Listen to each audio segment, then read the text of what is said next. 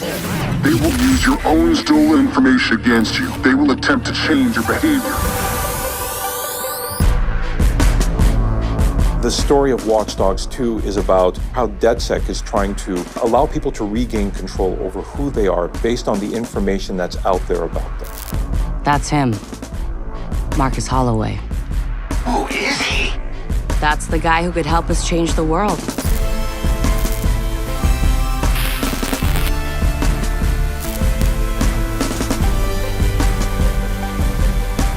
Watch Dogs 2 is about a hacker named Marcus Holloway. He's a very gifted and smart young man who ends up by getting profiled and accused of a crime he didn't commit.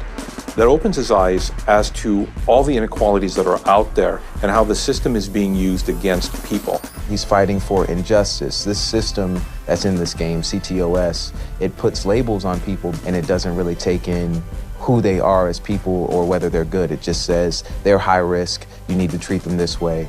And so he starts working with DedSec in order to show people what's happening, but more so to help take down part of the system that's being used against them. T-Bone comes along, getting DedSec to go, yes, we have to make a stand. We have to be the good guys. Nice hat. Nice mask. They are the David against the Goliaths, but they have something special that David didn't have. Like, they don't have a sword, they have the entire internet. The Goliath is all forms of establishment.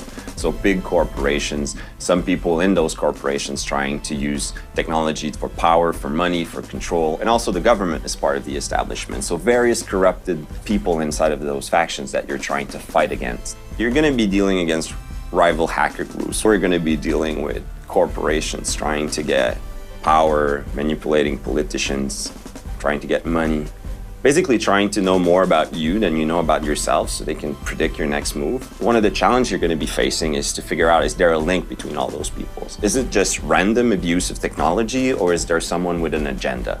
And that's what you have to figure out as you unveil that corruption in the establishment. In Watch Dogs 1, we explored surveillance a lot. You know, how technology could invade people's privacy. In Watch Dogs 2, we're interested in something called big data. Big data, really what it means is all the stuff we do online, all the information that is recorded on us. When we were crafting Watch Dogs 2, we definitely wanted the players to come away thinking to themselves, holy crap, I didn't know this existed. We started looking at how people are being predicted and potentially manipulated. You come into Watch Dogs 2 and you now are at the heart of Bloom. You see what happens when they're able to take all this information and compile it together. They don't see anything wrong with compiling this data.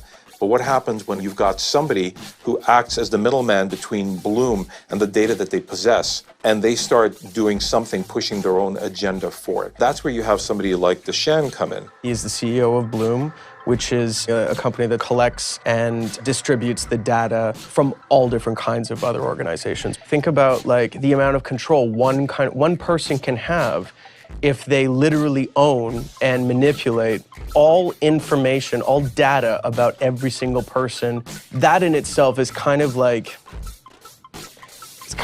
God. And that essentially is what the limitless of what Dushan's capability is could turn into. If I'm going to separate how Deshan and Marcus differ, I would actually say it's what is it that they're willing to do in order to win? Who does Deshan sacrifice in order to accomplish victory? And what is Marcus willing to give up, or what is he not willing to give up in order to do the same? Marcus doesn't come in with that idea of, I'm gonna save the world. He comes in with a, fuck Bloom, they fucked me over, so I'm coming after them. You know, the defenseless trying to defend themselves.